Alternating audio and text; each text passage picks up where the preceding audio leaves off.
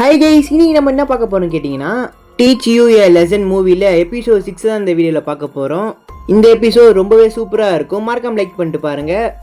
படத்தோட ஸ்டார்டிங்கே நம்ம ஹீரோ சூப்பர் மார்க்கெட்டில் டின்னருக்கு பொருள் வாங்கிட்டு காரில் உட்காந்துட்டு இருப்பான். அப்படியே இந்த சைடில் திரும்பினா ஒரு 3 பசங்க அப்போ அங்கே இருக்கிற கார் எல்லாத்தையுமே இழுத்து பார்த்துட்டு இருக்காங்க. ஸோ அது எல்லாமே லாக்கில் தான் இருக்குது. இவங்க என்ன பண்ணுறாங்க, ஏதோ திருட பார்க்குறாங்க போல அப்படின்னு சொல்லி நம்ம ஹீரோ நினச்சிக்கிட்டு, நீங்கள் இருங்க நான் போய் பார்த்துட்டு வரேன் அப்படின்னு சொல்லி போவான். நம்ம ஹீரோ கூட இருக்கிற பொண்ணு அவன் பின்னாடி போவா. பார்த்தா ஒரு பையன் ஒரு பொண்ணு கிட்ட வம்புக்கு போற மாதிரி தெரியுது. இவளும் அங்க என்ன நடக்குதுன்னு சொல்லி பார்த்துட்டு இருக்கறா. அப்படியே இந்த சைட்ல பாத்தீங்கன்னா அந்த ஸ்கூல் பசங்க அங்க ஆன்ல இருந்த ஒரு கார்ல ஏறி உக்காந்துக்கிட்டு வண்டி எடுத்துக்கிட்டு கிளம்ப பாக்குறாங்க. இவங்க கிட்ட டிரைவிங் லைசன்ஸ் கூட இல்ல, ஏன் கார் ஓட்ட நினைக்கிறாங்க அப்படின்னு சொல்லி நினைச்சுக்கிட்டு, தம்பி கார்ல இருந்து வெளியில இறங்கு அப்படின்ற மாதிரி நம்ம ஹீரோ சொல்லுவான். அதுக்கு அங்க இருக்கிற பசங்களும் மரியாதையா இந்த இடத்த விட்டு நவுரு அப்படின்ற மாதிரி நம்ம ஹீரோவை தெனவட்டா பேசுவாங்க. அப்பன்னு பார்த்து நம்ம ஹீரோவை ஏத்திட்டு வராங்க. இந்த சைடுல ரிம்மு அந்த பையன் அந்த பொண்ணு கிட்ட ஒரு மாதிரி தப்பான அந்த பார்த்துருப்பால, அவ்வளோ நேரம் போய் அந்த பொண்ணை விடு, நான் இஆர்பி ஆபீசர் அப்படின்ற மாதிரி சொல்றா. அவன் பயப்படுவான்னு பார்த்தா தனாவட்டா சிரிக்கிறான். இந்த சில நம்ம ரிம்முக்கு பயங்கரமா காண்டாயிருக்கும். கோபப்படாம கண்ட்ரோலை அடக்கிட்டு நிக்கிறா. இந்த சைடுல நம்ம ஹீரோ பாத்தீங்கன்னா கார் பேனட்ல இருந்து கீழே விழுந்திருப்பாரு. அதுக்கப்புறம் நம்ம ரிம் கிட்ட தான் ஃபோர்ஸா காரை ஓட்டிட்டு வரான். இப்போ அவளும் ரோல் பண்ணி அங்கிருந்து தப்பிச்சிடுறா. அப்ப அந்த பையன் அந்த பொண்ணையுமே உள்ள தூக்கி போட்டு காரை எடுத்துட்டு கிளம்புறாங்க. அதுக்கப்புறம் அந்த சின்ன பசங்க பாத்தீங்கன்னா அவங்க கிட்ட இருக்கிற வெடியை வச்சு இங்க இருக்கிற பப்ளிக் மேலதான் அடிக்கிறாங்க. அது மட்டும் இல்லாம அந்த வெடியை நம்ம ஹீரோ மேலேயும் எடுத்து போடுறாங்க. ஓரா பண்றீங்கடா, கொஞ்சம் கார் நிறுத்துங்க அப்படின்ற மாதிரி நம்ம ஹீரோ சொல்லிட்டு இருக்க, அவங்க எதுவுமே கண்டுக்காம அவங்க பாட்டு ஜாலியா இருக்காங்க. அப்ப பாத்தீங்கன்னா பப்ளிக் நடந்து போறமே வாக்கிங் சிக்னல் போட்டிருப்பாங்க. அதை கூட கண்டுக்காம அங்க இருக்கிற மக்களை ஏத்தலான்னு வராங்க. அப்ப அந்த இடத்துக்கு நம்ம ரிம் வந்து ஒரு சைக்கிளை எடுத்து அந்த கார் கடியிலே போட்டுருவா. ஸோ அந்த காரும் அப்படியே நின்றுது, அந்த காரால் மூவ் பண்ண முடியல. அதுக்கப்புறம் வேகமாக நம்ம ஹீரோவும் ஓடி வந்து, யாரா நீங்கள் என்னடா பண்ணிட்டு இருக்கீங்க அப்படின்ற மாதிரி கேட்க, நாங்கள் மைனர் கிரிமினல்ஸ், நாங்கள் தெரியாமல் பண்ணிட்டோம் அப்படின்னு ஒரு ஆட்டிடியூடை பார்த்தீங்கன்னா காட்டுறாங்க. அதுக்கப்புறம் போலீஸ் ஸ்டேஷனுக்கு கூட்டு போய் அந்த 4 பேரையுமே விசாரிக்க, ஆனால் அந்த கூட வந்த பொண்ணு பார்த்தீங்கன்னா மயங்கி கீழே விழுகிறா. நல்லா குடிச்சிட்டா, அதனாலதான் மயங்கி கீழே விழுகிறா அப்படின்னு அந்த பசங்க எல்லாம் சொல்றாங்க. நீங்க என்ன தப்பு பண்ணீங்க சொல்லி உங்களுக்கே தெரியுதா? லைசன்ஸ் இல்லாம வண்டியை ஓட்டிருக்கீங்க, அது மட்டும் இல்லாம எல்லாரையுமே ஏத்துற மாதிரி போயிருக்கீங்க அப்படின்ற மாதிரி சொல்லிட்டு இருக்கப்ப, ஸோ அப்போ இவங்க 4 பேருக்கு ஒரு 8 மாதிரி ஒருத்தன் இருப்பான். அவன் தான், சார் மன்னிச்சிருங்க நாங்கள் தெரியாம பண்ணிட்டோம் அப்படின்ற மாதிரி சொல்ல, ஆக்சுவலி இவங்க தப்பு பண்ணாலும் எதுவுமே பண்ண மாட்டாங்க அப்படின்னு சொல்லி நினைச்சுக்கிட்டு, ஸோ நம்ம மைனர் அப்படின்னு சொன்னா நம்ம விட்டுருவாங்க அப்படின்னு சொல்லி ஒரு மைண்ட் செட்லேயே இருக்கிறாங்க. அதுக்கப்புறம் அவங்களோட ஸ்கூல் சார் வந்து கையெழுத்து போட்டு அவங்க 4 பேரையுமே பார்த்தீங்கன்னா கூட்டு போகிறாரு. அந்த இடத்துல நம்ம இஆர்பிபி ஆஃபீஸர் வந்து, அவங்களுக்கு கூட உங்களால சமாளிக்க முடியலையா, அவங்க உங்களை போட்டு வாட்டி எடுத்துட்டாங்க போல அப்படின்ற மாதிரி கேட்டு போயிட்டு இருக்காரு. இப்போ வெளியில போய் பாக்குறாங்க, ஹீரோவோட கார் பார்த்தீங்கன்னா அடிச்சு உடைக்கிறாங்க. யாரா இவங்க அப்படின்னு அந்த ஆஃபீஸர் கேட்க, உங்களால சமாளிக்க முடியலன்னு சொன்னீங்க பாத்தீங்களா, அவங்க தான் அந்த 4 பசங்க, இவங்களை அடுக்கிறது சாதாரண விஷயமா என்ன சொல்லுங்க அப்படின்னு சொல்லி கேட்கும் போது நம்ம சாய்க்கும் என்ன சொல்றதுன்னே தெரியல. அதுக்கப்புறம் அடுத்த நாள் அந்த 4 பசங்க பார்த்தீங்கன்னா ஸ்கூலுக்கு வந்துட்டு இருப்பாங்க. வரும்போதே பார்த்தீங்கன்னா ஒரு பையனை அங்கே புள்ளி பண்ணிட்டே வருவாங்க. அப்போ அந்த இடத்துக்கு நம்ம ஹீரோவும் என்ட்ரி கொடுக்க, சொன்ன மாதிரியே நம்ம இஆர்பிபியை நம்ம ஸ்கூலுக்கு வர வச்சிட்டோம் அப்படின்ற மாதிரி அந்த 4 பசங்களும் கெத்து காட்டுறாங்க. நம்ம ஹீரோவை பற்றி அங்கே இருக்க 4 பேருக்கும் தெரியாம இருக்குது.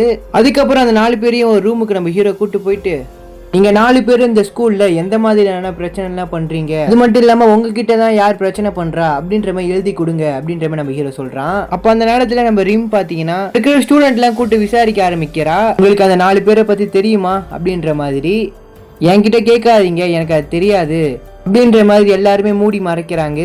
பார்த்து நம்ம ரிம்முக்குமே ஒரு மாதிரி கடுப்பாயிருது. பார்த்தா அந்த இடத்துக்கு நம்ம பாங் வந்து சில விஷயங்களை எல்லாத்தையுமே கலெக்ட் பண்ணிட்டு வந்திருப்பான். வந்து சொல்றான், அந்த பொண்ணுங்களுக்கும் இந்த 4 பேருக்கும் எந்த சம்மந்தமும் இல்லை, அவங்க ஃப்ரெண்ட்ஸே இல்லை அப்படின்ற மாதிரி சொல்றான். ஆனா அந்த பொண்ணு இன்னைக்கு ஸ்கூலுக்கு வந்திருக்கா, ஆனா கிளாஸ்ல காணோம், ஸோ எங்க இருக்கான்னு சொல்லி தெரியல அப்படின்ற மாதிரி பாங் சொல்றான். ஸோ அந்த பொண்ணு எதுல சம்மந்தப்பட்டிருக்கா, அந்த 4 பேரும் என்ன விஷயம்லாம் பண்றாங்க அப்படின்ற மாதிரி நம்மளுக்கு தெரியணும் அப்படின்ற மாதிரி சொல்லிட்டு அந்த பசங்களோட இன்ஸ்டாகிராம் ஐடி பார்த்தீங்கன்னா செக் பண்ணிட்டு இருக்காங்க. அப்போ அந்த 4 பேருக்கும் ஒரு லீடர் ஒருத்தன் இருப்பான்ல, அவன் லாஸ்டா போட்ட போஸ்ட்டை பார்த்தீங்கன்னா பார்க்குறாங்க. அதில் அவன் சிகரெட் அடிக்கிற மாதிரி இருக்கும். அதுக்கு பின்னாடி ஒரு கபோர்டில் ஏதோ துணி தெரிகிற மாதிரி இருக்கும்.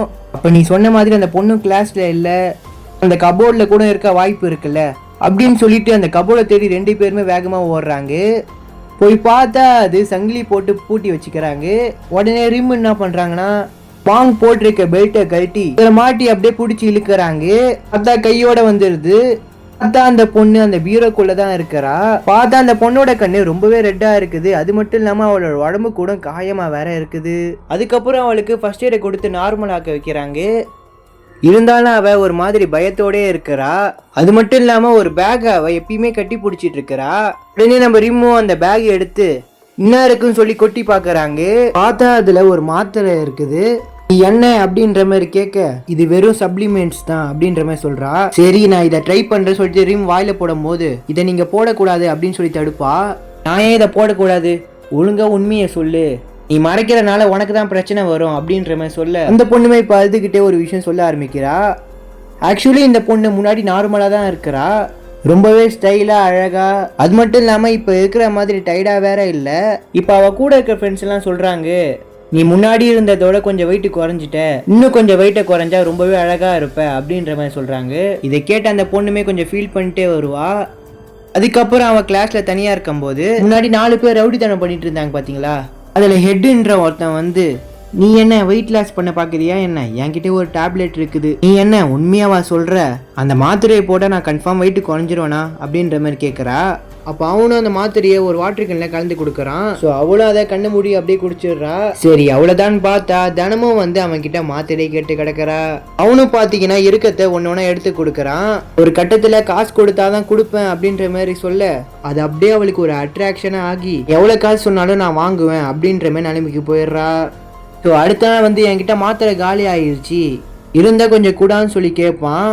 உனக்கு அந்த டேப்லெட் வேணும்னா நான் சொல்கிற வேலையை பண்ணு, இந்த டேப்லெட் எல்லாம் எல்லாத்துக்கும் போய் சேல் பண்ணிட்டு வா, அதில் வர காசுல நீ டேப்லெட் வாங்கிக்கோ அப்படின்ற மாதிரி சொல்கிறான். அவளும் போய் சேல் பண்ணிட்டு வருவா. அது மட்டும் இல்லாமல் அங்கே இருக்கிற பசங்களை போதை மருந்து வித்துட்டுவான்னு சொல்லி அங்கே இருக்கிற பசங்க எல்லாத்தையுமே போட்டு டார்ச்சர் பண்ணிட்டு கிடந்திருக்கான்.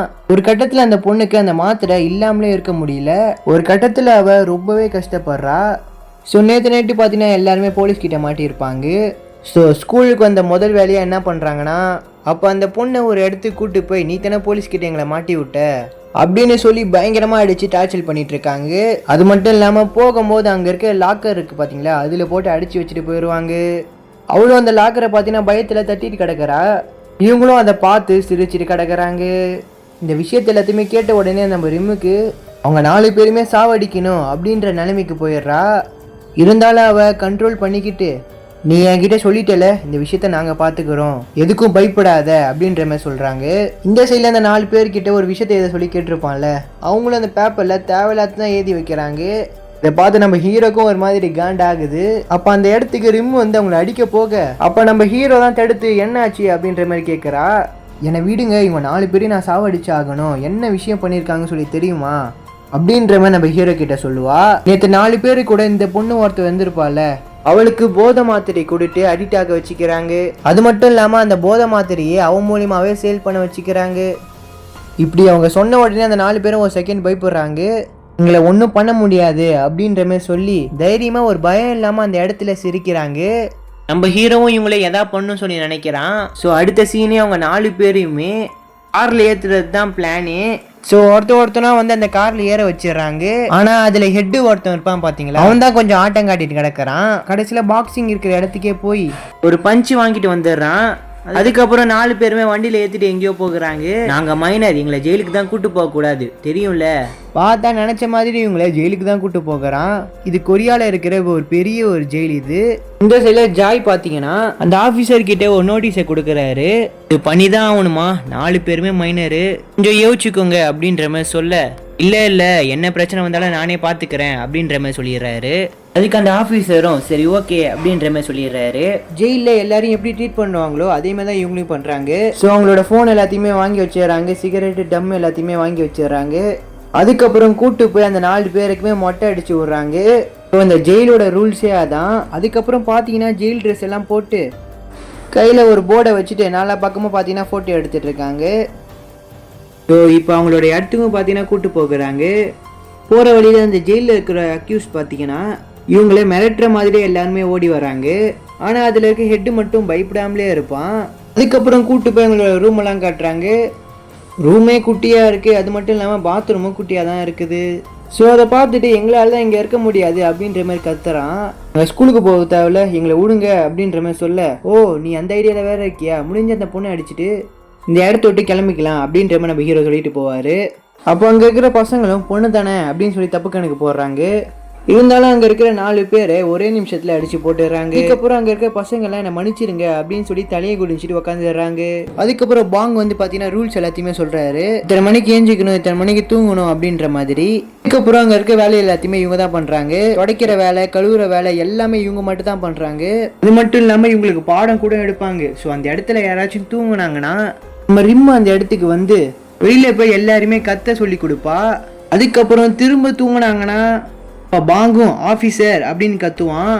நம்ம ரிம்மும் அந்த இடத்துக்கு வந்து இந்த வாட்டி அவங்கள ரொம்ப தூரம் ஓட விடுறாங்க. ஸோ இதோட இந்த பாட்டு முடியுது. மறக்காம இந்த வீடியோக்கு லைக் போட்டு பிடிச்சிருந்தா ஒரு கமெண்ட் பண்ணிட்டு போங்க கைஸ்.